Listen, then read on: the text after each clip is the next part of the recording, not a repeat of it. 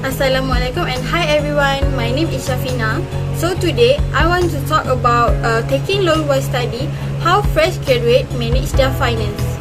Okay, students, imagine when you graduate from this degree, what will you be? Will you have a job by then, or will you be unemployed graduates for a while? Okay, after graduate, there are certain financial responsibility that fresh graduate can expect, which is the student loans such as PTPTN. According to Majalah Labor website, published on August 2021, National Higher Education Fund Corporation (PTPTN) recorded that 2.9 million borrowers with 1.4 million reported to be still unwilling to repay their respective loan. Today, it is extremely difficult for graduates who have completed their study to get a job. As a result, students can't afford to repay their debt with PTPTN. Today, I'm going to present about students taking loan while study, so how undergraduate can manage their finance. First, students' priority should be paying off their loans and avoiding debts, and make saving plans for the future. Okay, first, students' priority should be paying off their loans and avoiding debts. Okay, to help you generate your income, do any side job or part-time that can help you reducing the debt. Okay, from the chart 1, principal statistic of graduates, Malaysia, principal statistic of graduates, Malaysia, from 2020 until 2021, according to the Department of Statistics Malaysia, the number of graduates in Malaysia increased by 4.7% in 2021, reaching 5.61 million people compared to 2022, which is 5.36 million persons.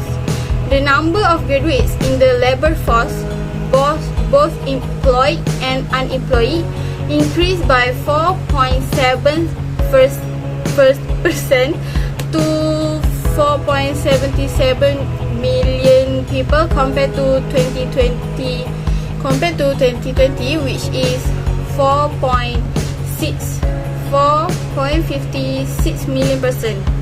Graduate employment increased by 5% in 2021 to 4.57 million people, and in 2020, which is 4.30 million person. On the other hand, the unemployment rate for graduates fell to 4.1%, down from 4.4% in the previous year. Okay, graduates should take the opportunity through the Ministry of Higher Education (KPT), which has taken proactive and appropriate steps to provide various support initiatives to graduates with a focus on increasing marketability through the KPT Career Advancement Program or the KPT CAP Generator Program. The KPT CAP Generator is a step taken by the government to overcome unemployment and reduce the dumping of graduates in the employment sector. It focuses on three main thrusts, which are training and apprenticeship program, job matching based on graduate qualification, and entrepreneurial talent development. Students can apply this through the KPT CAP Generator Program website. On the other hand, part-time jobs such as Panda, Grab, Lalamove, or any other job can be considered for side income. PTPTN, for example, borrower must make loan repayment 12 months after the loan disbursement period ends, with without waiting for a repayment notice from BTPTN. Borrowers' repayment periods are determined by the loan balance. For example, my loan balance that I must pay is 40,000 ringgit, both included for diploma and degree loans. According to the Urban Utara Twitter account, a posting with more than 2,000 retweets, the page shared a screenshot of a Foodpanda rider's salary. Clearly, from the picture, as you can see, the rider managed to earn a salary of 5k in March. Career as a rider clearly brings the result, even though it has risk as well. Next, make a saving plans for the future. This may seem obvious, but your daily expenses can pile up, especially if you don't differentiate between needs and wants. Budgeting requires that you analyze and likely change your spending habits. Spend on what you truly need rather than what you want. If you buy too much of what you want, you may not have enough to buy what you need.